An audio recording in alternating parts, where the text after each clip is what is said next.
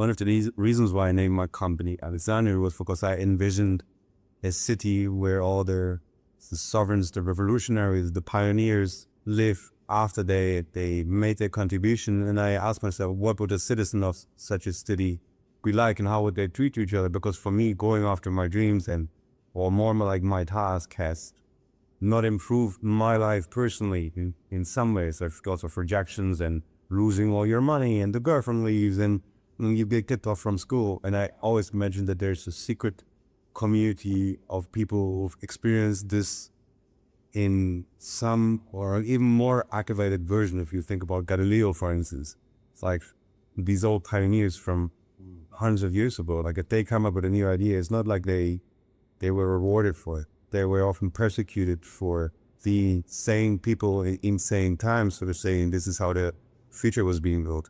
And military background, I think that's another thing we also share. How has this influenced you? I would say it definitely has taught me that you can't take things for granted just because the way that they are, because I come from a country where the military really runs the country. Yeah, right. And there's a lot of beliefs that we have within the whole space because there has been an orchestrated effort to make sure everyone believes that.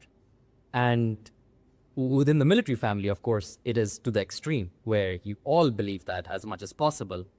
And I think coming to Germany really starts for someone who comes from Pakistan, helps you question a lot of that. And that was the first point to kind of say, okay, a lot of different beliefs which I held to be true, they weren't true. What else is also not true that I've taken as a part of my value system because of some sort of effort from some organization to make me believe those things. And then that leads you down a path to question a lot of things. And this is a dangerous path as well because there's no end to it. And it can get you a bit lost. But it also... There's a scene in the Matrix where after Neo needs Morpheus and decides to take the Replo and get out of the Matrix, the first place they go through is this simulation room, which is empty, and then they go to the desert of the true, where he sees things for what they are. And what I find interesting is that once a belief gets broken down or you overcome it, it's not like you immediately things get better. You go to this tale where the old story is not supporting you anymore, and you often have a year where you need to reconfigure yourself. In all stories, this is often manifested as Moses leading the Israelites out of the Pharaoh land, and they go to many generations through a desert before they find promised land. So it's like after you find truth, it's not like you get an immediate reward. It's usually things get worse first before they get better. And psychologically speaking, soldiers are almost the exact opposites of farmers, which is very interesting. Like they're just trained to follow orders and do the kind of things. And where an entrepreneur doesn't accept any kind of rules, at least to a certain degree, and it seems that hierarchy is being formed later. What was like a Morphean figure in your past who sparked this exploration for you? Or do you think you were just born like that? I would say there's definitely a lot that a soldier and an entrepreneur can take from each other, because they definitely have the discipline that is also required to basically succeed as a founder. And as a founder, you're going to be faced with a lot of contradiction. And navigating that contradiction is going to be your entire life. One example of that is such as you would need to have extremely strong beliefs that are very loosely held, which means, yes, you should be very confident in a certain idea, but as soon as you see that the reality is different, you need to adapt to that as well. And this is where a lot of people make this mistake, because yes, you're told to question, yes, you're told to rebel and think differently, but you become too arrogant in a certain space to then stay with that belief, even though the reality is completely different. Yeah. And understanding where in your belief set you have to be steadfast and belief in yourself, and which things you should actually change, is one of the most difficult things as a founder that you'll end up doing. Because of course you can't be accepting the naysayers that are saying it's not going to work, because any business you start, which is fundamentally different from what the status quo is, most people are going to say it's not going to work.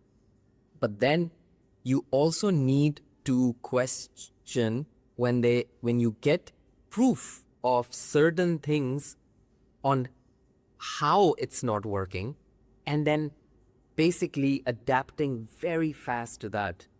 So I feel that's one of the quandary which is very complex to navigate, but a big predictor of a successful founder. One of the most inspiring conversations recently I had with you and Spencer at 1 o'clock in the morning viewers very recently, where we were at this table exploring criteria for when to leave the business. Just like it's very hard actually to know like when to pivot and when to just power through. If you would maybe create like a standard operating procedure for founders to navigate through tough times, what were some of the questions you would add to it, or what would be some of the things you would like to them to have access to? I would say it really depends. I mean, in terms of the structure of the foundation, to have a successful business, the formula in theory is very easy. Predict how the future is going to change. Prepare yourself for that change, that when that change happens, then you are in the ideal situation to capitalize on it. As an example, when we were starting out Flint, we had a very strong core thesis that grocery delivery is going to rise at an enormous pace within Germany. People will be ordering online much more than what is the norm. And we want to be in the best position that when that consumer behavior becomes mainstream, then we are in the ideal position to really capitalize on it. So you are preparing for the future in a sense. The question really becomes, how much are you willing to stay in that long-term game till that consumer change has happened? And how much is your belief of how big that consumer change is going to be? One example is, let's say, virtual reality. Meta has invested billions on the bet that virtual reality is going to be the norm and the interface that we're going to go and deal with. And they're willing to lose money over it because they have a very strong belief that this will be the big change that's coming. Now, it will be in 2 years, 5 years, 10 years is the question. And you have to also ask that question to yourself. The change that you are wanting to capitalize, because you cannot start a business on a consumer behavior that has already become mainstream. You will never beat the incumbents, the big companies on that. You can only succeed if you're working on a consumer behavior change that is small right now, that the big players don't actually care about, but it will become mainstream in a very near future. Of course, the more rapid the change is, and the more you can be completely best set up for it, the faster the success for you is going to happen. And that is the only question that you need to be asking yourself. Because it's basically a very clear formula of how much do you expect the industry to change? How fast do you expect it to change?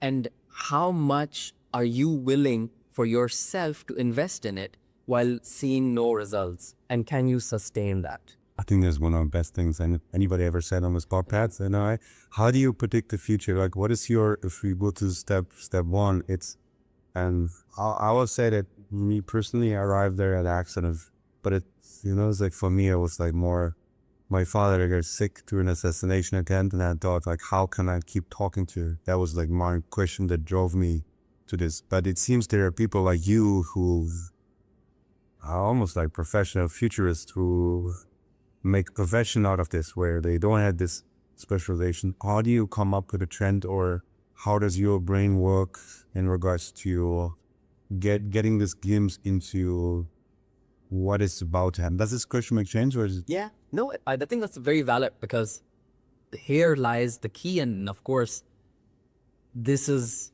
being done by stock traders, economists. Everyone's trying to predict the future. If you can, there's infinite amount of capital that awaits you.